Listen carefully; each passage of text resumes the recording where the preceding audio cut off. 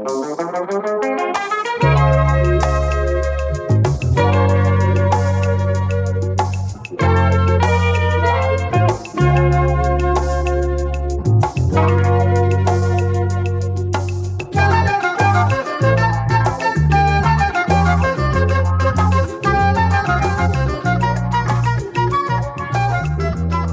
everyone. We're back for another edition of the Tom Henry Show, episode 42. Holy hell. We just came back from our top 25 movies of the century with Adam Christie. Two-parter. So, if you don't like that kind of thing, you were bored for 2 weeks. But we're back to our regular program now, which is, people are calling the most navel-gazily show on the internet. But somebody did call me earnest. I'm going to get to that. Right now. So we did the movie episodes, but before the movie episodes was a sort of a 2-episode arc that I would call my crybaby series. It was 2 episodes where I talked about wanting to quit and, the horror of showbiz rejection. And a lot of people enjoyed the second one with Emil Niazi. She had a lot of insights. I didn't. No, I think I'm very insightful.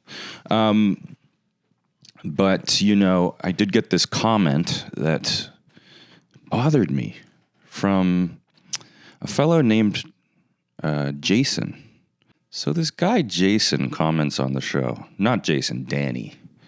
What's the difference? Danny, Jason. So this guy, Danny, this is his comment. It's pretty long. This was after the Emil episode.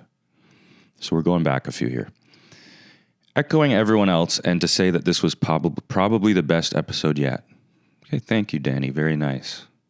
Compliment. Could have stopped there. Then he addresses me personally by name. Tom, you're about as earnest as they come. Well, that doesn't seem true. Now, I've brought this up. I've read people this comment because I was furious. And a bunch of people went, earnest is a compliment. And I went, no, it isn't. I don't think it is. I don't know. I'm looking at Chris. But I don't think it is. I think it's an insult. I did look up the definition of earnest. And there's sort of 2 definitions. And one of them is sort of complimenty, and one of them is not. Now, I will get to these definitions, and I'll get back to the thing. Earnest describes a sincere, serious, and intense state of mind, characterized by heartfelt conviction and a dedicated focused effort rather than frivolity. Okay, I'll take that. You could say that about me. I've been called worse.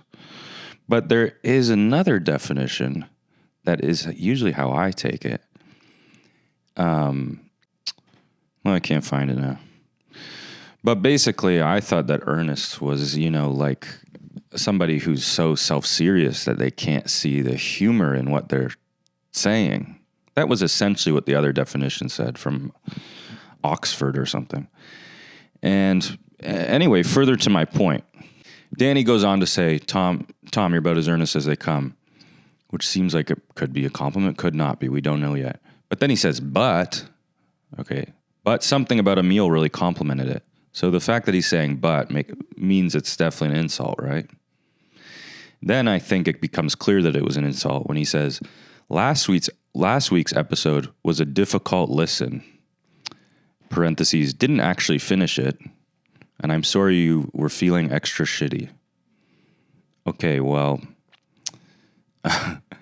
Danny, you did the right thing by turning it off if you didn't like it, but you didn't do the right thing by not S-ing the F up. You know what I mean? If you don't like it, you can turn it off. It is free. It's free. They've all been free. It sounds like you listen to them. And sounds like maybe I'm going to drive you away from listening to them ever again, but it's a free product, Danny. And I'll talk about whatever the hell I want, okay? Let's get a little Stern here. The word Stern or Howard Stern? We don't know. But this ep kind of tied up the Shorty arc. Now I've tried to figure out what that means. The shorty arc? I don't know what it means. So is Danny some kind of Gen Z? It sounds like an insult. Shorty, like, is he calling me like a whiny little girl? Shorty, like a girl? Like slang for a girl? I don't know what you mean by shorty arc, Danny. Let me know.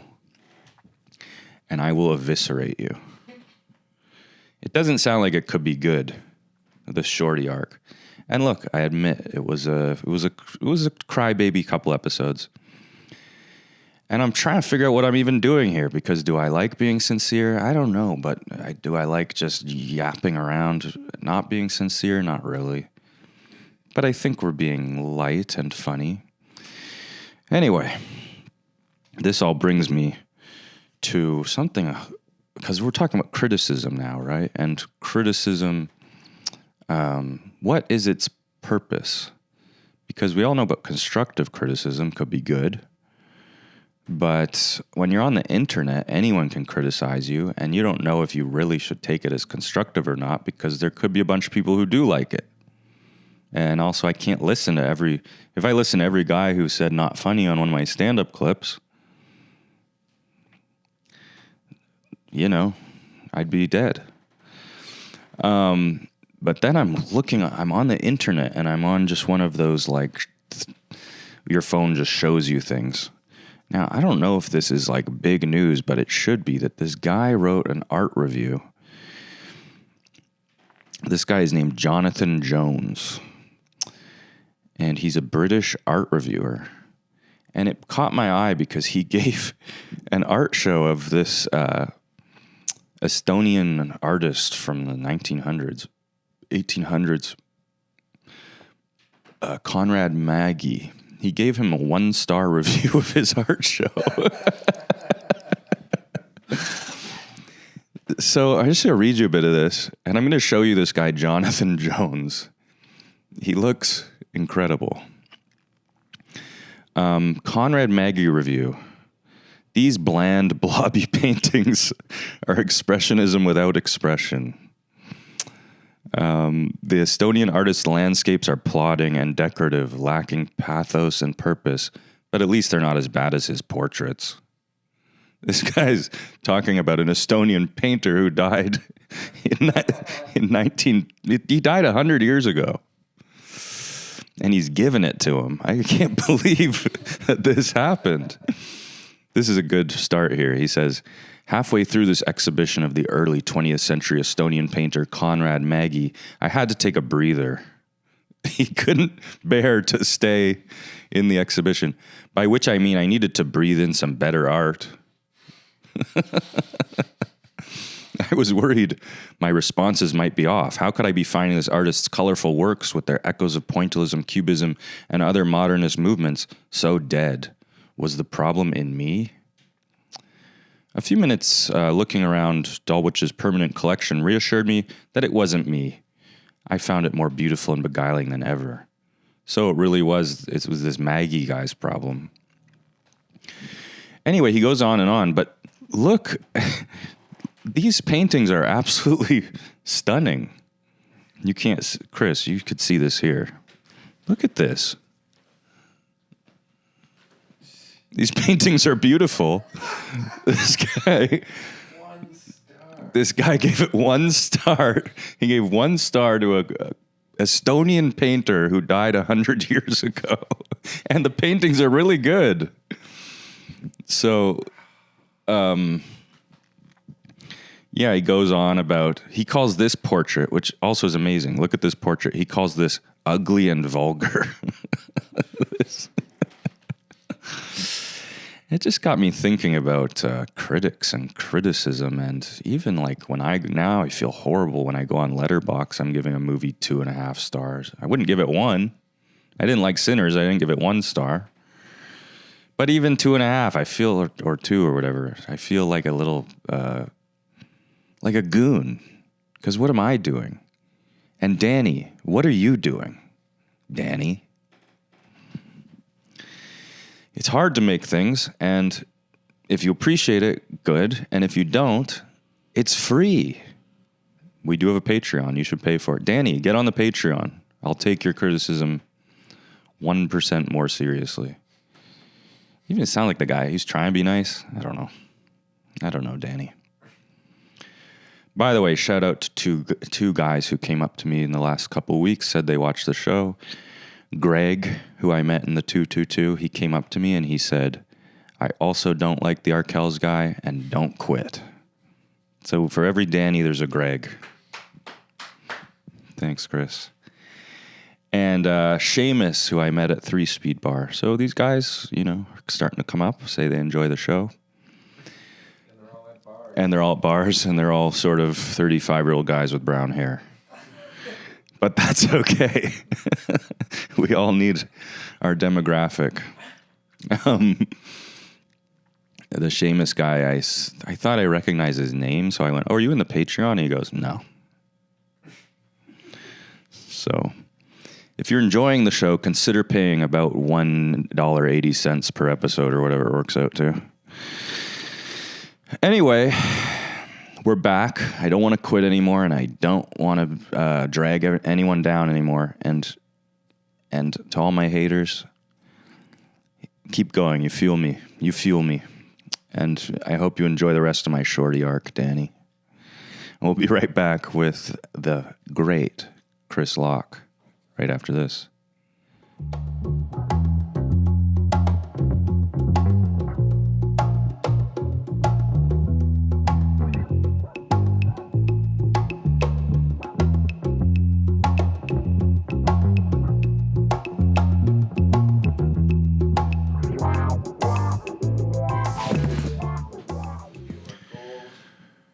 My guest tonight, in my opinion, is a comedy icon and my first ever guest on the show, and he's back by popular demand in episode 42. And he just put out a special on YouTube, Tiki Madness. It's Chris Locke, everyone. Hello, everyone, and thanks for having me back. Tom, I love your show. I'm not a Patreon subscriber, but do I do that even though I'm also part of it? Weird. Or? Yeah, it would be weird for you to do that. But I support you. You know I do. I know. I love this show. I appreciate it. Even if you were dead 100 years, I would leave in my will for my generations after me to give you a good review. I do want to get a bit more into this. Yeah, let's go, because I think that guy's insane. Jonathan Jones. Hi, everyone. It's so nice to be back. First of all, I already showed everyone Jonathan Jones, but I wanted to show you what he looks like. Yeah.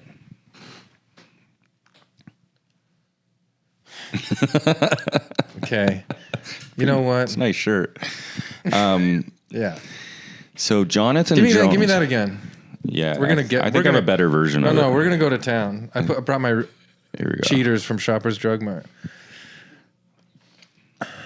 Jonathan Jones. Yeah, that's what I thought. He looks like if Patton Oswalt was a country singer.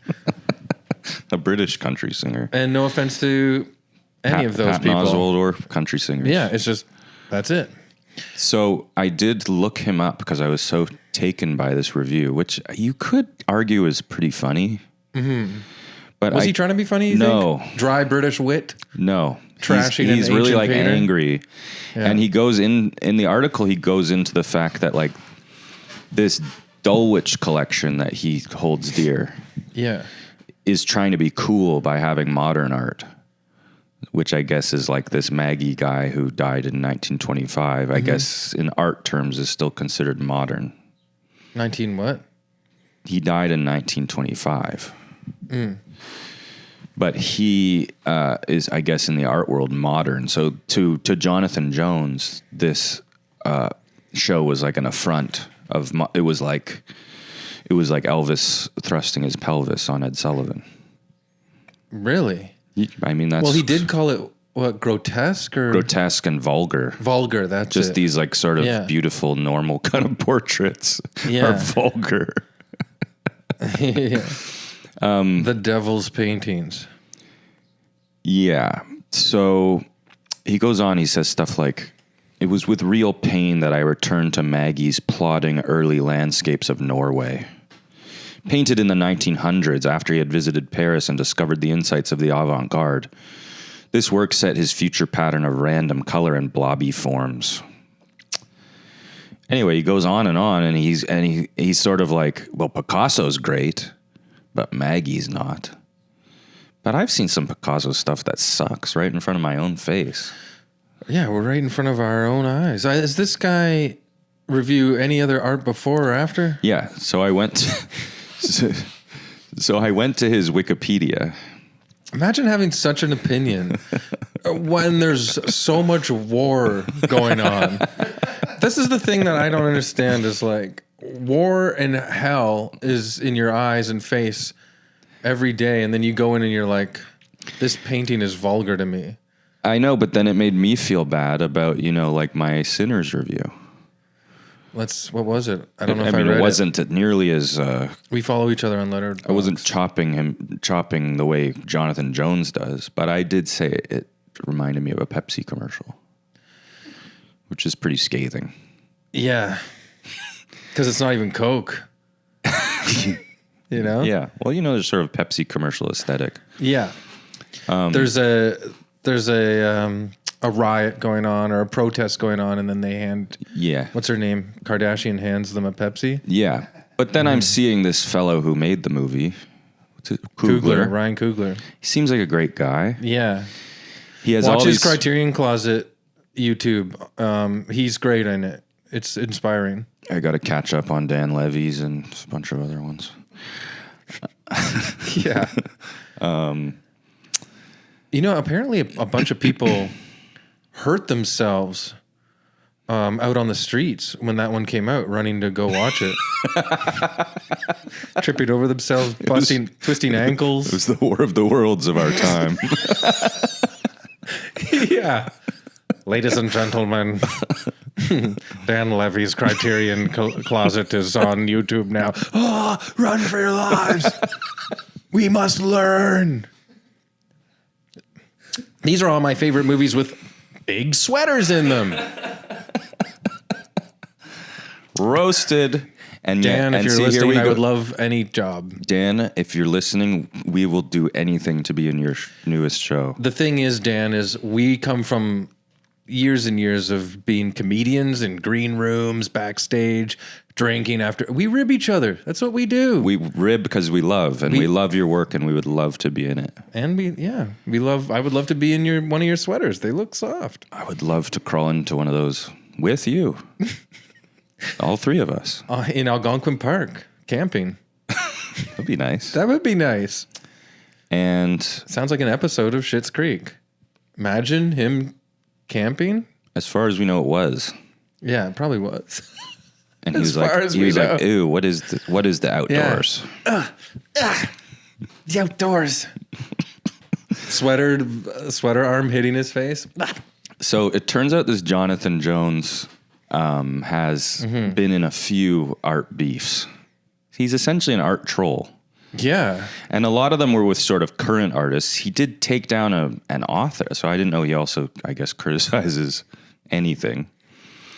What is this guy's problem? It says in August 2015, shortly after the death of Terry Pratchett, Jones wrote an article titled, "Get Real, Terry Pratchett is not a literary genius." I mean, gee, like the guy, Terry Pratchett has a whole subsect of fans who worship him. He's written I don't know over 50, probably 80 books. He praised some of the book's wit and entertainment value, but still found that its prose and characters fell short of what he considered literary fiction. So can I just bring up, yeah, not that long ago, you and I, over the phone, had one of our annual symposiums. Yes. Where we went deep into the nether regions of the mind. Yes. Which both you and I enjoy. We do. And I don't even think that it's about being earnest. I think it's about exploration. Yes. Danny. It's about exploration and creativity and art. And being an adventurer, a mind adventurer. Yeah, well, I was talking to some. Yes. Well, sorry, I just want to. I'll get this point out, and then please. We were talking at one point because I totally remember sitting in my cushy rocking chair on my porch. We were talking at one point about certain criticisms. Some people being unaware that that's just a projection of an issue that they have within themselves. Of course. And so if he breaks down all these painters like that, then what he's really saying is like, I'm this shitty. I'm vulgar. Yeah. I'm scared of the vulgar in me. And I don't want art to bring it out in me because I will become a creature of the night like a werewolf and probably rip someone's clothes off and be ashamed the next morning. So maybe the only thing like holding him together is his hatred of Conrad Maggie and other artists. Well, if there was like if he didn't hate them, if he actually saw these Estonian paintings for the beauty they are, I love this is my new favorite painter. I'll put up another one right now. It was really beautiful. The one that looked almost like a group of 7 painting. Yeah. I instantly was like, that's beautiful. Yeah. But maybe he probably doesn't even know about the group of 7. Maybe if he saw the beauty in those. Oh, he thinks the group of 7 are plebes, prostitutes. Tom Thompson with his patronage money flitting this way and that. You know what? But here's a good one. Sorry. No. But that's. I get what you're saying. And you know what? Your listeners already get it too. I didn't have to like act all highfalutin about that. Well, basic bitch. We all armchair understand psychology. The idea of projection. Yeah, but also, he is a afraid man. He's afraid of something. He's afraid of something. So this is a good one, actually. This is part of his Wikipedia. What things he said on photography. I mean, what is this rampage? It's like a kaiju entering a city and destroying all these buildings. Like, who is this guy? I think I might love Jonathan Jones. You know, like there's something from a horror movie perspective. He's quite thrilling. Yeah. There should be a horror movie about Jonathan Jones. Yeah. And I'm wondering, too. People screaming, covering their art from him and stuff, running, hiding their books under their bed. Jonathan Jones on photography, and then we'll drop the Jonathan Jones. It's great. I love it, though. Jones has expressed varying opinions on photography. In January 2013, he wrote that photography is the serious art of our time, and the only art that devotes the same attention to the stuff that matters as great artists of the past. He's obsessed with the past. And he wrote that in 1962, or has he ever seen AI vids? But he said that in 2013. In 2014, prompted by the high price alleged paid for a print by the photographer Peter Lick, Jones stated, "Photography is not an art," and went on to say that this hollow and overblown creation exposes the illusion that lures us all. When we're having a good day with a good camera, the fantasy that taking a picture is the same thing as making a work of art. Which I would agree with. I've always been hard on the photographers, you know? Sure. I think it's kind of easy to take a snap. Yeah. But I still think that this man, and no offense at all, if you find this, and you will. I really hope so. I actually have a dream of having him call into the show. That'd be great. I won't be here for it probably, but like you won't be alive. He's a bipolar misanthropic curmudgeon who sort of lives like Travis Bickle in Taxi Driver. But just going around to private art collections. Yeah. You talking to me? to like beautiful art? In the article, he also goes on to say that place that was showing the Maggie they opened a cafe in it or something, and it was no longer a beautiful place. Anyway. Is there a way to find him on Facebook to see if he's in a relationship? Or his Wikipedia said he's married with children. Uh-oh. Al Bundy style. Yeah. Maybe that's where all the grief is coming from. Well, I had a gripe always with Al Bundy. Because his wife is beautiful and he treats her like a... Dude. Is that the gripe? Yes. Yeah. I know. I think insane. You have Peggy Bundy, you fucking idiot. Can you swear on this? No. We're going to have to throw the whole episode out. Beep. Peggy mother effing Bundy. Peggy Bundy is a beautiful woman and Al Bundy is a damn fool and a horrible man. She's literally like, Al, come have sex with me. And he's like, ugh. I'm going to the garage. Now, when When did that get flipped? Because most of the stereotypes are about like a man who wants to have sex and the woman won't. Mm-hmm. Like I was watching that Ted and Alice and all those names. What's that movie? Bob, Carol, Ted, and Alice. Yeah. Maybe I got it right. Starts out kind of good and then sort of loses the plot. But at one point, it doesn't get as juicy as you want it to get, especially with it's a little tame. Yeah. But at one point, Elliot Gould is like going nuts because his wife won't have sex with him. Yeah. So I thought that was kind of the idea, but then Married with is Children, that why Married with Children is interesting? That he's the one who doesn't want to. Yeah. Well, what is interesting about it is that it is actually a before its time, because it came out in like 88 or 89, and it was the first TV show on Fox to be about a closeted homosexual hiding in the suburbs.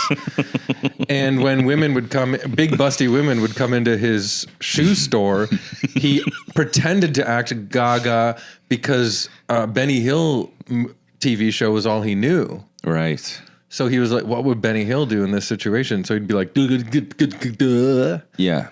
And But he didn't give a shit. He needed to cover up his... He liked Darcy, Jefferson Darcy or whatever his name was. Anyway, that's sort of the Jonathan Jones thing and the Married with Children and all that. But I don't think you're sincere all the time. Thank you. I mean, it kind of makes me sick to think that. Wait, no, he said earnest, which makes me think of Ernest Goes to Camp. Well, there's earnest. Yeah, there's or Halloween. Earnest, sincere, authentic. I try to... What's the Oscar Wilde one? I try to strive for an authenticity. What's the Oscar Wilde play? Being earnest? Trouble with the being? importance. The importance of being earnest. 1 star. Maybe Danny was giving you a compliment and it just came off clunky. Like, not everybody is sort of like... We're pros. We're artists. Not everybody is as colorful as us.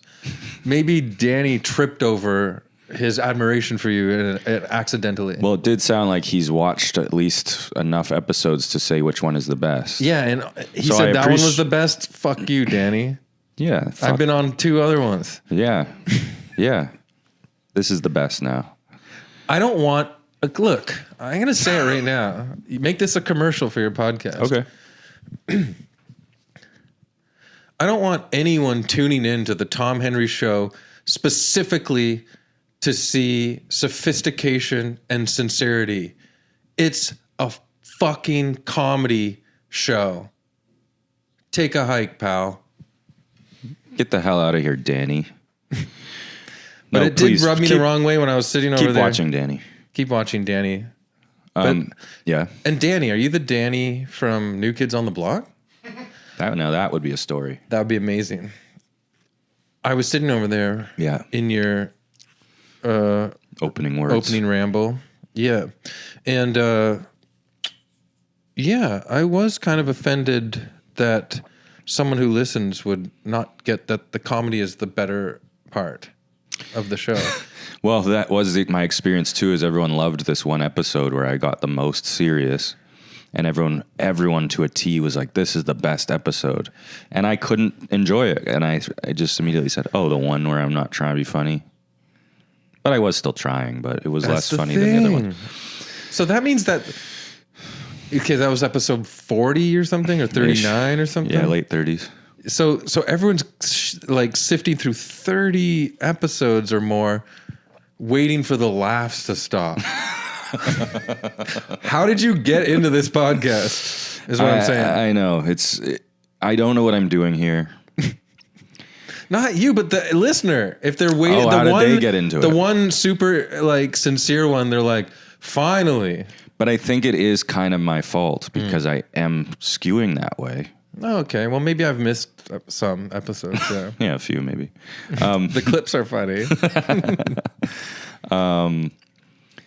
Well, I'm always trying to be funny, but I said to people, I'm not used to having to talk this much. Mm-hmm. So in my comedy life, as you know, I just write stupid little jokes and say them, and I never have to keep up a conversation. Has this show become a form of therapy to a degree? Well, I wouldn't like to say that. Mm-hmm. But like you said, an exploration.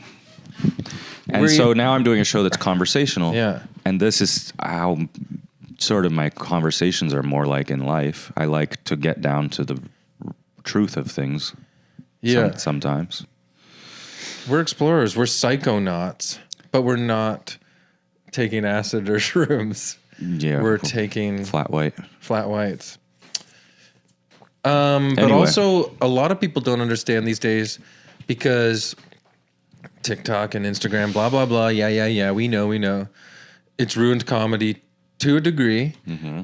But you do have to be like, honk, honk, I'm the biggest weirdo. And people don't know what dry, mellow paced humor is anymore, which you do to a T. You're dry. I'm dry. I'm drier than a Triscuit on a hot day. You're drier than a vagina in that art critic's bed. I shouldn't have stopped you there. That was good. I forgot his name though. Junjo? Jonathan Jones. But a lot of people are enjoying the show, and I think it's funny and good. And also, so let's not focus all on the one guy who's sort of. But that happens to me on Evil Men all the time. You know that. And it happens to us. I fixate on a bad review. Are you kidding me? And when we're on stage, you see you always find the one person not enjoying themselves. And here's another example of what I was saying about Danny. You might not know where he's coming from, because sometimes it's like you're killing, but there's one person looking at you like this the whole time. And then finally, like, near the end of your set, you go at them. You go, what is going on with you? Can't you hear all these other people laughing? What is wrong with you? And then the person beside them goes, they are mentally slow. I'm taking care of them this weekend. And then you go, oh, that's a different perspective I wasn't expecting. Or they go, they're deaf and their parents just died. And you go, oh, right. That's happened to me. Deaf and parents just died. Yeah. Well, their parents died, and out of shock, they decided to never hear again. Oh, yeah. I've seen that movie. Yeah, what's the title of that movie? The Long... What? My parents? The Long Not Hearing. It won the Oscar in 1984. Starring Eric Stoltz. Eric Stoltz. And Judd Hirsch. Oh my God. People broke their ankles and elbows running to see The Long Not Hearing with Eric Stoltz and Judd Hirsch starring. Will Judd Hirsch be able to coax him into listening again? Come on, you can listen. It's just me now. I care about you. Is that how does Judd Hirsch talk? Sort of Jewishy, I guess. You can say that. Yeah. You remember when we used to, maybe you still do, remember doing those pot rooms? I haven't done one in many, many years. But it was often that experience, but with everyone. Like, I think they stopped becoming a thing once it became legal. It's no fun anymore. I don't know. No, they still have them. Oh. But you would go and do them, and the entire audience would be comatose. And you would be like, I'm bombing worse than I ever have. And then afterwards, everyone would be like, that was really funny, man. Yeah, that was really funny. The three of us enjoyed it. And you're looking around, there's only one guy. What the hell? There's a bunch of versions of me watching from without in my eyes. What do you think about these weed heads these days? Well, you know what? I took a gummy Friday and Saturday, and I have a lot of stress in my life at the moment, or I did, and I just fixated on it into infinity. Oh, because of the gummy. Yeah. It went the wrong way. Yeah, like I didn't really lighten up. I went deeper into my issues. So, yeah, I don't know how you do it. I don't know how you do it anymore. Like, I can only really do it if I'm complementing it with a ton of drinks as well. Oh, yeah. Yeah. Weed just alone, I don't understand that. Yeah. I don't know why. What do you think? Well, I've never been a weeder. No. But I often find people, once they smoke weed, they just become kind of like boring to hang out with. Yeah. I remember that when I was a teenager. So I had these friends who were like major stoners, and I didn't do it. Yeah. Because it gave me panic attacks. And I would be having a lot of fun with them. And then they would roll a joint, and I would say to myself, fun's over. Yeah. I had this friend, Jeff, who I hadn't seen in years since high school. And he had a condo, and this is honestly still like 20 years ago or something. And he's like, hey, man, come on down, hang out. So I go to this condo. I haven't seen him in, like I said, years. He's like, I ordered a bunch of Thai food. And he smoked a joint, and he passed it to me. And I was like, oh, I'm good for now. And I had a beer or something. I shared some Thai food with him, had a couple laughs. But then he literally lit joint after joint after joint for like 3 hours and then passed out. And I tiptoed out of his condo and I never saw him again because that's crazy. Yeah. Yeah. That's how you hang out. I guess he wanted me to smoke joint after joint with him. But then what are we going to do? Just pass out on a couch together? It'll be cute. Yeah. Yeah. With, I don't know, with like Thai sauce all over us. I don't know, peanut sauce. Now, when I was thinking about the theme of this show, criticism, I thought maybe I'll talk to Chris about some of the criticism he's received. Oh, God, yeah. I went on your new YouTube special, and I thought, surely somebody must hate this. Nobody did. I looked at every comment. There's a lot. You have 24,000 views, by the way. It just passed 25 this morning. Well, so 1,000 people had a good time in the last day. Thank you. Yeah, I'm really lucky on the special. Sometimes, depending on if I put like a short clip up on YouTube, some trolls have definitely showed up. But you can't take it personally because they never have a profile pic. Yeah. They don't have any subscribers or content of their own. Yeah. So you're always like, oh, you're like, it's like what I was saying about the projection with this art critic. It's like, you're just telling us how sad your life is. I know. Well, so those guys, I don't take it too hard. I wrote down actually a quote from another art critic. I forgot to write his name, but he said, a critic is the only one who knows the way but can't drive the car. Boom. But that's kind of still giving himself too much credit. Yeah, I don't think he knows the way. No. He can't drive a car or he doesn't know where the fuck he is. And it is kind of like when somebody's telling you about a movie they saw and they're like, I really liked the movie, but I didn't like this part. And you go, but that part is part of that person's idea and vision. And they're the one who made the movie. I hate it. Speaking of sinners, I hate it when, because there was this weird, you're either sinners or you're one battle after another. Have you guys talked about this? No. That was a discourse on social media for months now, leading up to the Oscars. And everyone seems to be like, good, both of them won some Oscars. Okay, I've calmed down. But it's like, but people that were very like 100% pro sinners, it's a masterpiece, were like, I watched some of One Battle After Another and these characters were acting like this and I'm like, I'm out. What? Yeah. Like, you don't like the characters in the movie are real people.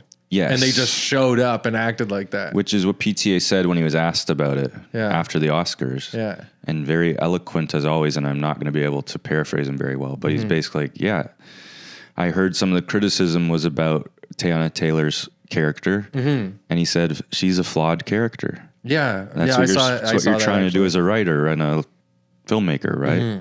But yes, there's a guy named Brad Trammell. Do you know who he is? Yeah, he's really funny. He's great. He does these like essays. Or he finds funny stuff. Yeah. Yeah. But he was talking about the idea of literalism and that's kind of taken over. And now when people see even a character in a movie who's not as good as they want them to be, they think that that's like a comment by the writer. That the writer's saying, look, this person is bad. But instead of what art should be is Now we sound No, like, I know exactly. Now we sound and like critics. going back to your dry humor is like people are literal-minded people won't see that there's a little wink or a sparkle to it because they're like, I did sort of angrily write back on Danny's comment in the heat of the moment. And I said, like, I don't think it's very earnest to always be sort of self-aware and sort of laughing at myself. yeah, Because I have had these earnest moments where I talk about wanting to quit and stuff, but I always followed up by saying, well, who the hell am I? well, one thing that I love is, speaking of P.T. Anderson, like take The Master, for example. Who's the hero?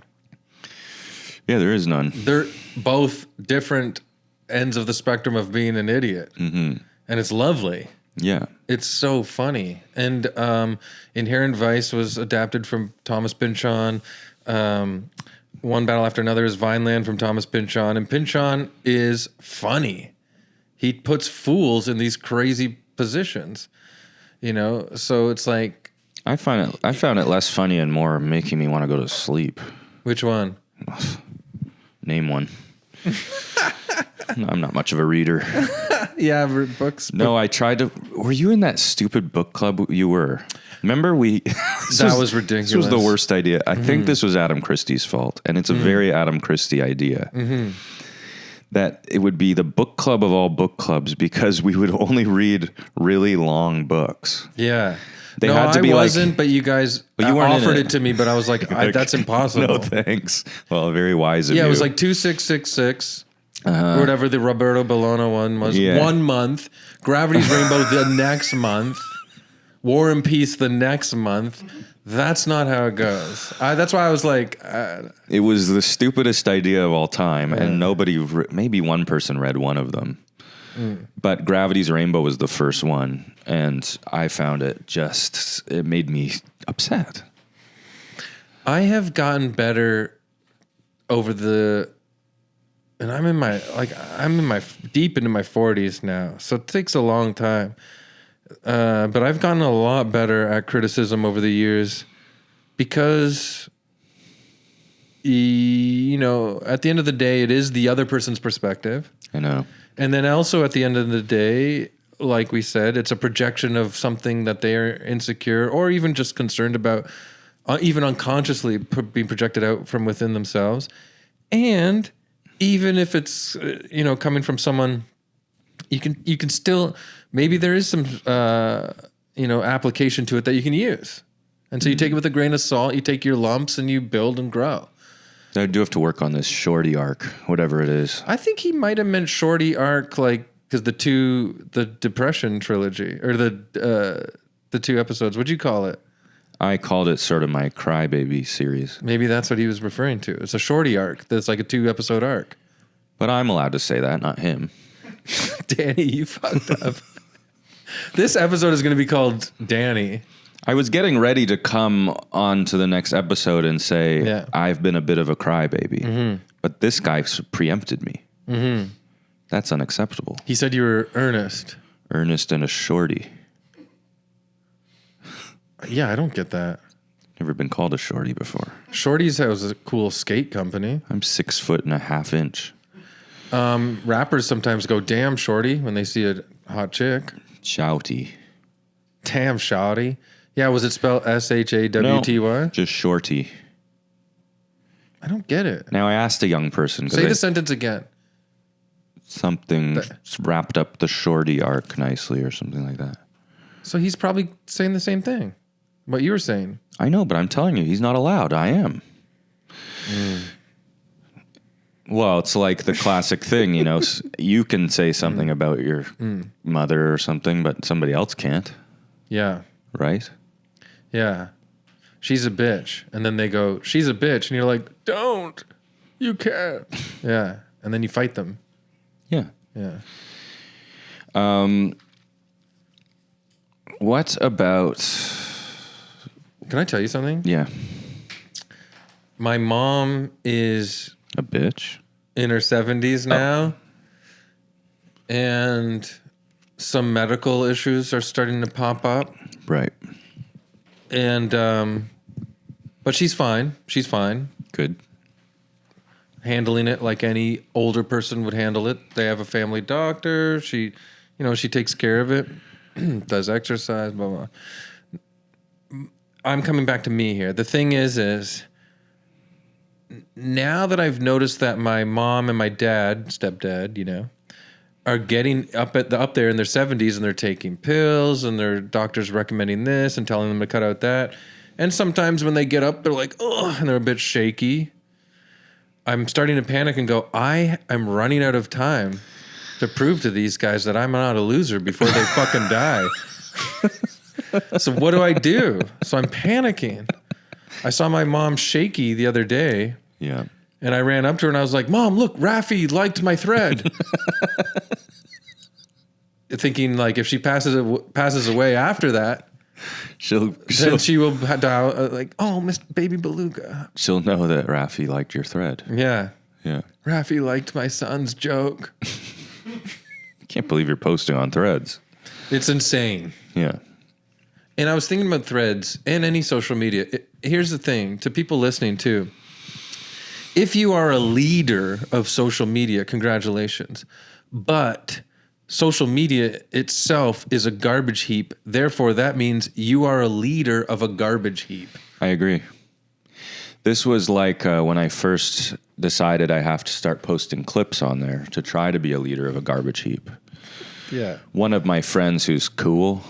Mm-hmm. Oh, not me? Okay, cool. No, like, a cool type of person. I don't get the quotes. Very nice. Like. Yeah. Cool. Try hard, takes big bites. Well, she commented making fun of my hashtags. And hashtags are embarrassing. I'll give her that. But I was trying to do the thing of what you're supposed to do now. And then I said, you know what? It's impossible to be cool on this site that Mark Zuckerberg created that we all look at each other's stupid pictures. So he literally makes money off of us begging. We are working for him. Mm-hmm. So if you think you're being cool on Instagram, you're not. It's like what you're saying, being the leader of a garbage heap. Mm-hmm. You're the cool guy of the garbage heap. Yeah, it's like being a fly on top of the biggest pile of shit. And there's flies buzzing around below you, but yeah, I get the top peanut of this hunk of shit. Sounds all right. But it was freeing at that time to realize that and to think, I am just going to post my stupid stand-up clips with my stupid hashtags. Hey, we could be open and honest. You've talked me off the ledge a couple times when I've been like stressing about, because I have been doing comedy for so long to the point where luckily I built up a bit of a smidgen of a fan base in real life. And then after the pandemic, it was like social media or you don't exist. Yeah. And so I've been scrambling and wondering how to do it, and sometimes like embarrassing myself by my own standards. And then like ranted at it to you, and you've talked me off the ledge basically saying the same thing. Yes. But it is true. Like we are in this sort of like, it's called technofeudalism. Oh. Ladies and gentlemen. No, but it's true. It's true. Technofeudalism, ladies and gentlemen. We work for these technocrats who run the planet in what's it called, Silicon Valley, and we're all running around like flies trying to get onto the top of the biggest pile of dog shit. And what are they saying? What do they say? If you're not paying for the product, it's because you are the product. Yeah, you fucking piece of shit. You will never join. Although people don't pay for this orgies. People don't pay for this product. No, and you're making money for Apple. A few people do. Or whoever. 50 people do. Yeah. Thank you to my Patreons. Well, that's the thing. Everything Seamus. Seamus, sign up. I do think it's cool that people at cool bars come up to you and say they watch it. It makes it all worth it. Although none of them's bought me a drink yet. Huh. Yeah. Bizarre. Don't come up to me in a bar anymore unless you're willing to buy me a drink. Wait, do you want them to join the Patreon, or which one's better? Join the Patreon. Then you can come up to me. But I'm going to need to see proof of payment. Yeah. Prove you're a fan. Give me a Jameson on the rocks. And follow the damn thing already. Yeah. That's the thing. That whole rant about technofeudalism was all about slide into our Patreon's accounts and hook us up. Yeah, because everyone other than us is rich. It's just me and you fucking suffering. I don't get it. It's really unfair. I agree. We're the two people who have to keep suffering. The two literally funniest guys on the planet. Suffering. God. It's like some while sort everyone of... else laughs, rolls around in their money. They all have jobs they love. It's like some Greek tragedy, what's happened to you and I. Yeah. It's literally... I'm going to say Sisyphus. Yeah, 100%. I'm going to say Sisyphus. Sisyphus. You know, Sisyphus with the big rock. Oh, it is Sisyphus. Yeah. It is. We're just two Sisyphuses. Yeah, but we're also like Agamemnon coming home and being like, look what I did. And everyone just stabs us to fucking death. No, but we're also like, what's the guy? You know, Ridley Scott referenced him with the fire. Prometheus. Oh. With our creative, original, fresh humor, it's like we taught regular plebes how to create fire. We gave the world light. We gave them light through the laughter of their hearts and minds. Yeah. And God fucking punishes us, man. Zeus punishes us. Yeah, and here we are, the only two guys with problems. It sucks. Sucks. The two funniest guys. Two funniest guys. In Canada, at least. Canada, at least. At least in the West End of Toronto. Don't you hate... Okay, do you hate this? And beggars 100% can't be choosers. And we're all beggars in the eyes of Satan. But don't you hate this when someone goes... introducing you at a local show and they're like, one of the funniest comedians in Toronto. Yeah. And you're like... And you still go up and you do your set and you destroy. You demolish the foundation that the building is even supported Everyone's under. literally dead. Yeah, but you have a little moment in your head where they say, one of, first of all, go fuck yourself. One of the funniest comedians in all of Toronto. Yeah. Like, you know what? Try the world, you fucking piece of shit. Try the world. Yeah, I mean... You fucked us. You fucked us before we even got on stage. What country are you and I going to fly to and not be the funniest in? Tell me. None. Don't say any that are fighting a war right now. None. Yeah, exactly. I used to get a lot. Say the world. Well, you know, as the host, too, you're supposed to kind of be pumping the person up a little bit. Mm-hmm. Even if you don't believe they're the funniest person in the world. Yeah. It wouldn't kill you to say it. I love it when a host goes, I've never seen this guy before, but he comes highly recommended from a friend I trust. You know what I used to get a lot, especially at like Yuck Yucks type places? People would say, this guy is one of the best writers out there right now. And I go... Nothing of the performance? Yeah. You just think I write well. Someone gave me that sort of compliment recently at a show, and I was like, they've never seen my performance. You're like, I don't write. Yeah. Well, good. I'm glad we got to the bottom of that. But also, there's a lot of like teaching we're doing for the listeners of this episode. I agree. How to treat us. How to introduce us. Yeah. I think we're doing well. How to critique us or how to shut the fuck up. Shut the fuck up. You know, and enjoy the product. Shut up, enjoy the product. And pay for the product. Pay us. Subscribe to the YouTube. YouTube. Subscribe to the... I love a big pair of Ubes. What? Nothing. Pay for the product. You know, I can't even get the damn subscriber count up on YouTube. That's crazy. If you're watching on YouTube and you're not subscribed, just click the button. It helps. Yeah, you literally don't have to ever go back on YouTube. And now people are going to be mad about this episode too. Bring it. Is this literally come and say anything to me in Tom's face?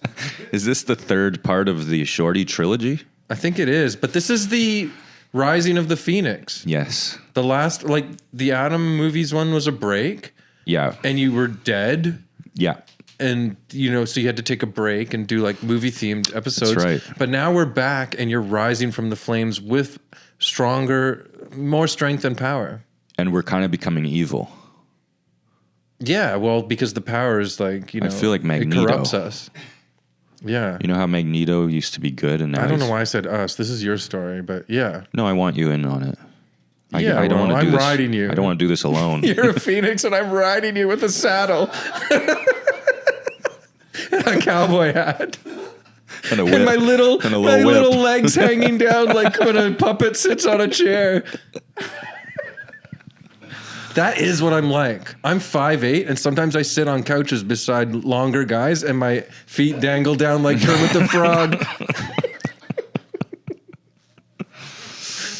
Okay, but yeah, you've risen from the flames. I'm back, and I'm angry. It was like Danny's blood being spilled on where you were killed brought you back to life, and you came out stronger than ever before. Danny was my sacrificial lamb, or something like that. Yeah, his sacrificed blood stirred the dirt in which you had Emil buried you on. Yeah. That was who it was, right? Emil, yeah, buried you in. Yeah. And then you came back stronger than ever. And Greg and Seamus are kind of my like minions holding me up. Yeah. Good story. It's really good. And I think that, yeah, you have a lot to be proud of right now.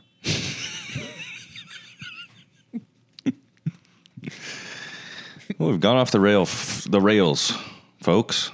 Yeah, we were totally organized for a sec there. And yeah, look, I have these cards. What the hell? Would you like to say anything about Tiki Madness, your new special on YouTube? I mean, I'm on Tom's show, so I can say like the real stuff, you know? Yeah, you can. I had just come back Try to keep it positive. Yeah. Well, so Tom and our friends have seen most of my, like whether they care or not, we just came up together. So we've seen each other's evolutions of different styles and, you know, growth as comedians. But when I filmed it, I had a few months back from doing an Edinburgh show with Sean Cullen, where we were two sailors who were nuts, is what it was called, and then literally improvising a show from nothing every night for 27 nights for an hour with Sean, who's a genius. And I really liked working with him because I knew that I would be in the fucking frying pan, right? I had to, you know, not only match him, but also get my own laughs. And well, he's got a mind like a steel trap. It's crazy. Yeah. And yeah, he's brilliant. And so it was real expert, fun time. But also we were just trying to make each other laugh. Sometimes we do it for two people. One show we did it for two people. Sometimes we do it for 30, maybe 40 once. But Edinburgh, if you know, it was crazy. So I didn't really work on stand-up a lot leading up to Tiki Madness. And it was my agent's idea to do a special. So, you know, when you watch it, 50% at least is off the cuff. My first three openers I made up like that week. So it's very loose, raw. I just like painting that picture. I had about 3 months to prepare, coming back from Scotland. And so I just like painting that picture for anyone to know that it's like I was really flying there on the improv train. But then also anyone who's seen me touring in the past year since, I don't know why I'm talking about there's so many people out there clambering to see me. But you got a lot of fans. But if you do like my stand-up, you will notice that I kind of haven't gone back. I haven't put the genie back in the bottle. I'm fucking so loose now, and it's actually, my shows are crazier than Tiki Madness. So I really do love Tiki Madness in the sense that it was like this sort of like burst of a new moment that I'm in, and my good hilarious friend Aaron Eves who I used to do sketch with all the time on a Laugh Sabbath show called Let's Get Hot, plays the bartender Arno, and we have some sketches together that we improvised on the day too. It's really, really a fun time, and it represents like a great new moment for me. I've been calling it your jazz era. Yeah. Because you're doing these like outrageous, like improvised jazz, like sound effects, and they're amazing. They're every time I do a show with you, I'm always telling them, make sure I'm not after him. Well, you know what? It's really like full disclosure to the people listening to.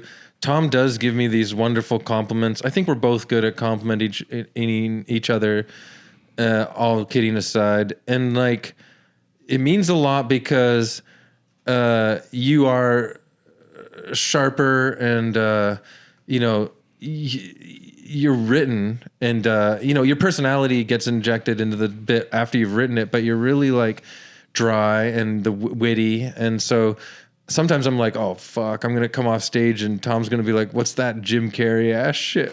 Which I do usually have to say if I go up after you. Like I did refer to you as Robin Williams cocaine era. Yeah. But it's phenomenal. Thanks. Now time for the final. I appreciate it is what I'm getting at. Thank you. Of course, and I appreciate your work. And so does the world. Wow. As witnessed by 25,000 views. And not one comment that's mean. Yeah, They lucky. can't stop saying mean things to me. Shorty arc. They're jealous. They're That's jealous. what it is. They're jealous of me. It's envy. It's time for the final questionnaire. Yes. And you haven't had this one because when you did the first episode, I just gave you the Actors Studio questionnaire. Mm-hmm. This is the new one. What do you normally eat for breakfast? Half an English muffin with peanut butter and a coffee. Now, I just can't imagine holding myself to half. Sometimes it's hard, but I'm pretty good after that. That's discipline. But I'm trying to eat more bran cereals now, so sometimes I remember to do that. But the half an English muffin with peanut butter is a hard habit to break, I got to admit. It goes so well with the coffee. Sorry. What kind of peanut butter are you going for? Well, Kathleen, my wife's been buying it a lot recently, and she goes creamy Jif. But I like crunchy better, so sometimes I will buy my own jar of crunchy. But I've forgotten to in the last little while. Sweet peanut butter is a real treat. Peanut butter prices have also gone sky high since what's going on with Iran. What are you, creamy or crunchy? Crunchy. Yeah, same. I'm going to pick up a jar on the way home. Now, I usually get the natural unsugary ones, which I know is controversial. I want to say there's a peanut butter called Amaranth, I think. You ever heard of this? No, but it sounds scientific. And it's a brand, Amaranth. And something like that, Amaranth, something. And it is like the natural kind, but they add salt. And the salt really pulls the sweetness out. So it tastes like sweet peanut butter, even though it isn't. I know exactly what you mean. I love that flavor. That really taste. Good. Really good. Do you currently hate someone you know or have known? I don't know. I'm in a really good place right now with that kind of stuff. Even I've always had one guy I kind of hated that kept in my pocket of hate. And even now it's been so long that it's like, do your thing. Jason Rouse? No. What's your biggest fear? Do you hate someone right now? Yeah, probably. I will say something. Well, I mentioned this earlier on this episode. We did have our deep brain talk. Yeah. Adventure explorer moment a couple weeks ago. I think you and I are doing really good work with ourselves. I think you're right. I think, you got to try. Because we've had these conversations for over a decade now. Yeah. And we are growing, my friend. Yes, we are. And we're angry at every viewer of this podcast. What's your greatest fear? Well, I don't want to say because it's almost like you put it out there, Yeah, there's one that is... No, I would say something claustrophobic, like being trapped in a fucking coffin. Yeah. That's a good one. Like, let's just go physical. Physical, instantly, I cringe at the idea of being stuck forever in a small space. I was trying a joke for a while that I could never get to work, but the idea was that you're buried alive in a coffin and you get a sliver. Talk about adding insult to injury. I think the joke's done. But no one ever laughs. Can I tell you a joke that I came up with the other day that I haven't said on stage yet? Yeah. You will like it because this has been a reflective episode, and I just mentioned us getting older and growing. And my joke that I came up with the other day, probably sitting on a couch. I have 2 couches I sit on. It was about getting older. You know, you hear that when you get older, you become more emotional. And I have experienced that. But when you're younger, you think, oh, you get emotional because you've lived a long life. So you have this collection of experiences that you can draw from, wins, losses of people you've known. And so you feel like these experiences, ultimately the collection builds up and it makes you raw as a human. And so different influences inspire you. And I'm telling the joke. This is part of the joke. Oh, okay. It's crazy. And then different influences inspire you to become emotional way more easily because you have all these experiences to access. But now I realize that I am at the age where I'm more emotional. That's not what's making me more emotional. What's making me more emotional is I can see my grave licking its lips. Yeah. Can I pull that one off in northern BC at the end of this month? Yeah, definitely. They'll love it in the heartland. I used to do a joke a long time ago. I'd say, people say age is just a number. Yeah, a number that tells you how many more years you might have left to live. Yes, I remember that. It was something like that. Yeah, well, I could tell that I could tell that I did not taste very good. Fuck. That was like the rhythm of that punchline was in my head for like a decade. Yeah. But I could tell it did not taste very good. Yeah, you know, kind of like what you were saying in your joke, that is what the shorty arc's kind of been about. It's kind of been about these living a number of years, and people say, you know, oh, you learn and you get better, or maybe next time or something, but every failure does start to feel like a bigger whop, like, because they're all sort of building up, and then you do feel like you're living in like a sort of a torment and trying to figure it out.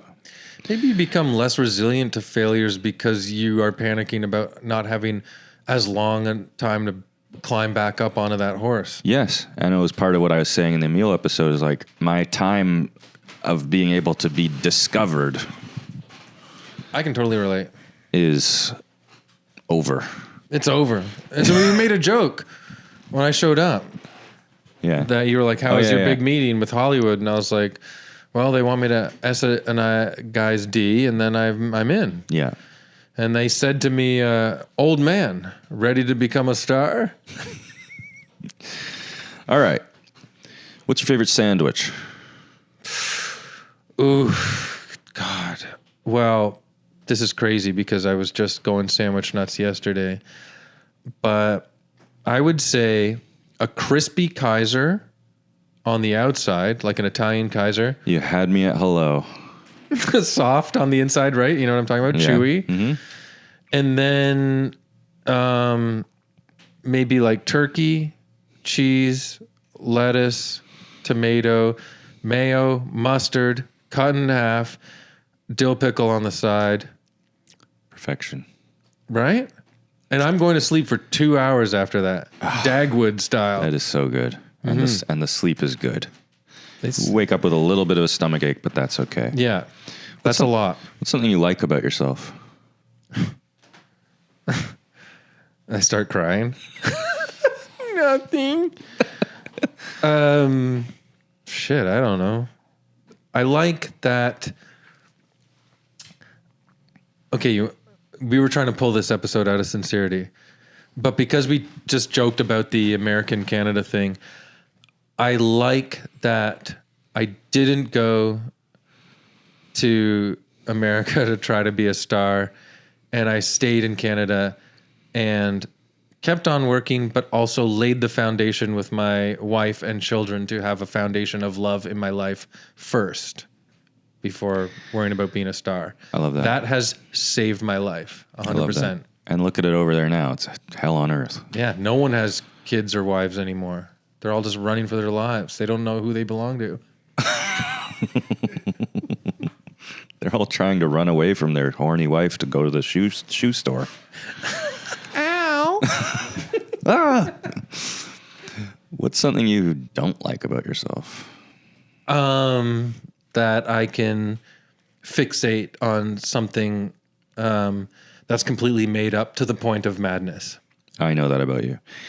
And as can I. Mm-hmm. How important are lemons? Well, I really like them squeezed on food.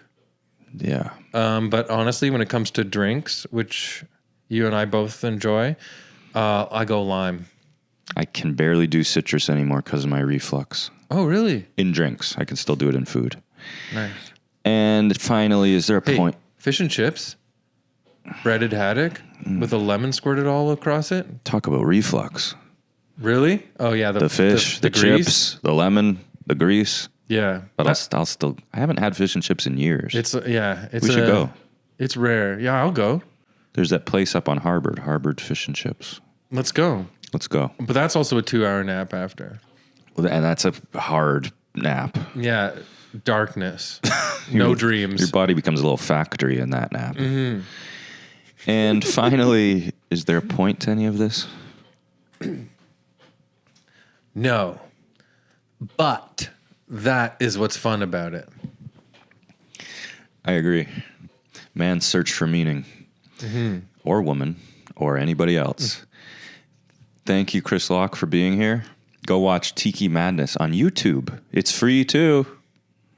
And so you can't criticize it. It's free. And subscribe to Tom's Patreon. I mean, this show is hitting it out of the park every episode. We need help. We've plateaued. We need subscriptions. We need word of mouth. We need you to survive, or else we'll be off in the next few weeks.